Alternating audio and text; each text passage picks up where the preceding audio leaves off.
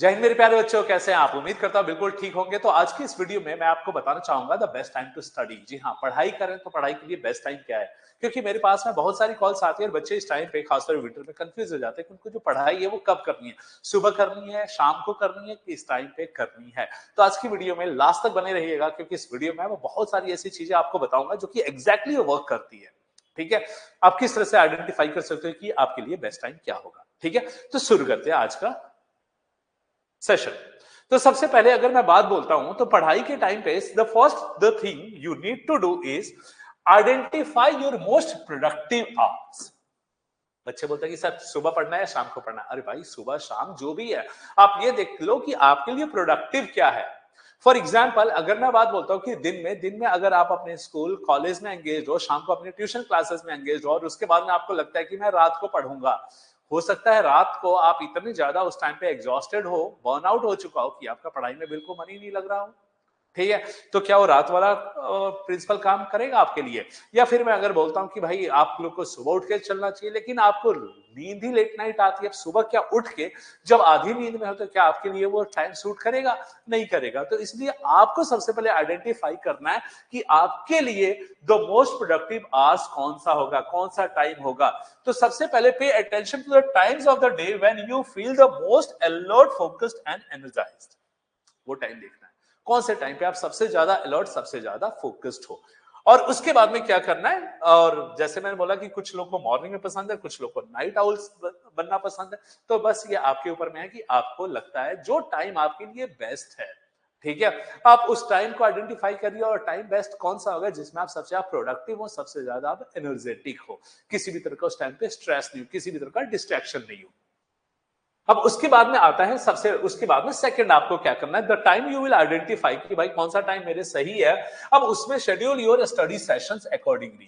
अब उस टाइम में जो आपका जो स्टडी सेशन है, पढ़ाई करनी है, किस इंटरवल में पढ़ाई करनी है, कौन कौन से टॉपिक्स को आपका पिक करना है, शेड्यूलिंग वहां से स्टार्ट होगी। जैसा कि मैंने टाइम मैनेजमेंट में बताता हूं कि जो काम जो आपके लिए द मोस्ट अर्जेंट और इंपॉर्टेंट है, तो उस काम को आपको सबसे पहले करना है। तो कुछ इस तरीके से, यकीन मानिए इससे भी related, categorisation of the word से रिलेटेड मैं ऑफ द वर्ड से रिलेटेड एक वीडियो मैं आपके लिए पब्लिश करूंगा, जो कि आपको बहुत हेल्प करेगा ये आइडेंटिफाई करें किस काम को आपको पहले करना है।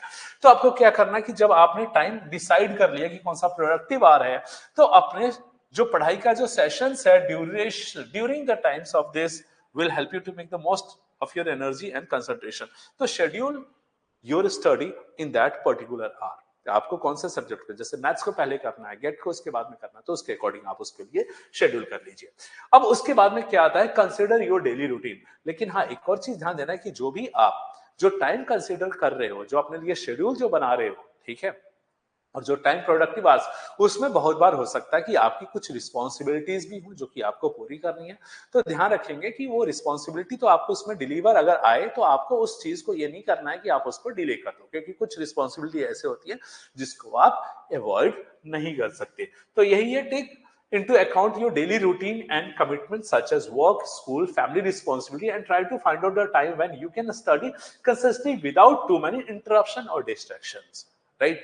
तो आपने मान लीजिए आपने बोला कि सर मैं इवनिंग टाइम में मुझे अच्छा लगता है, तो इवनिंग टाइम में आपको पता ही है कि इवनिंग टाइम में कुछ ऐसी चीजें होंगी, सपोज आपको अपने फादर को पिक करने के लिए जाना हो गया, घर के लिए कुछ सामान लेने के लिए मार्केट में जाना होगा, तो आप कोशिश कीजिए कि उस चीजों को पहले निकालें और आप अपने लिए उस रूटीन को पिक करें जहां पे कि आप एक लंबे समय तक आप पढ़ाई कर पाए बिना किसी भी डिस्ट्रैक्शन और इंटरप्शन के।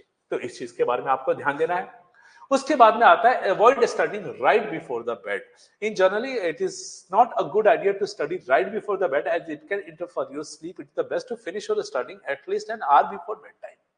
बच्चे क्या करते हैं, पढ़ाई बिल्कुल खत्म, उसके बाद में तुरंत सोने के लिए चले जाते हैं। कुछ बच्चों को तो नींद आ जाती है, लेकिन कुछ बच्चे होते हैं जो स्ट्रेस में भी उस टाइम पे आ जाते हैं।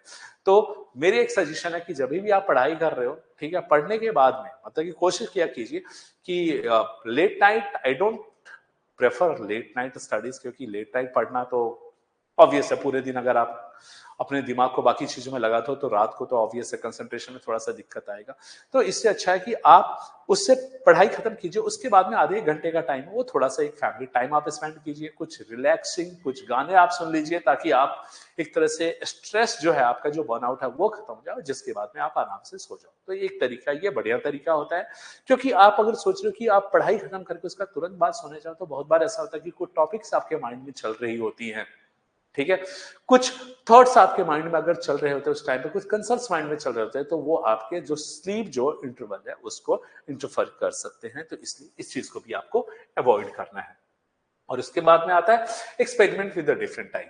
तो बहुत बार होता है कि हम एक ही टाइम एक ही रूटीन फॉलो करके हम थोड़ा सा बोरिंग हो जाता है, तो आप अपने आप को जो बर्नआउट है या फिर जो मैं बता देता हूं कि एक तरह से रिडंडेंसी ऑफ द वर्क है कि एक ही चीज को आप बार बार कर रहे हो, उसको अवॉइड करने के लिए आपको क्या करना चाहिए कि एक अलग अलग टाइम है, उस स्लॉट में भी आप अपने आप को एक्सपेरिमेंट कर सकते हो, जिसपे कि आप अपनी एक तो नेचर ऑफ द वर्क है, एक the condition of the work है और एक तो सिचुएशन ऑफ द वर्क है, उसके अकॉर्डिंग आप अपने पढ़ाई को भी पिक कर सकते हो। तो वही बोला जाता है, don't be afraid of experiment with the different study times to see how works for best for you, so you may find you are more productive other different times other than the day of the original thought। मतलब आपको लगता है कि रात को मुझे पढ़ना चाहिए, एक बार सुबह में करके देखो, क्या पता आप कोई प्रोडक्टिव इस टाइम पे अच्छे निकाल के आए। तो दैट्स वाई जो कि हमने अभी ये 5th स्लाइड में बोला है कि experiment with the different times. तो ये सारी चीजें जो थी जो कि आप आइडेंटिफाई करोगे, अगर आप इसको इंप्लीमेंट करोगे तो ऑब्वियस है आप अपने जो बेस्ट टाइम ऑफ स्टडी है उसको पिक कर पाओगे और आप अपने पढ़ाई को एक नया दे पाओगे। अगर ऐसा नहीं करोगे तो आपको ऐसा लगेगा जैसे आप पूरे दिन पढ़ रहे हो लेकिन उससे रिजल्ट कुछ नहीं आ रहा। तो कोशिश किया कीजिए कि आप ऐसे सिचुएशन में कभी ना आए। तो उम्मीद करता हूं वीडियो पसंद आएगी। आपके जो भी डाउट्स है, अगली वीडियो आपको किस टॉपिक पे चाहिए, इस वीडियो पे कमेंट में लिखिए। और अगर आप एनडीए की तैयारी कर रहे हैं और अब तक आपने कोई इंस्टीट्यूट सेलेक्ट नहीं किया है तो आप द कैवलियर ज्वाइन कर सकते हैं, जहां पे इंडिया के टॉप फैकल्टीज के साथ में आपकी पढ़ाई होगी ऑफलाइन सेंटर्स में। ठीक है, उम्मीद करता हूं वीडियो पसंद आएगा। जय हिंद टू ऑल ऑफ यू।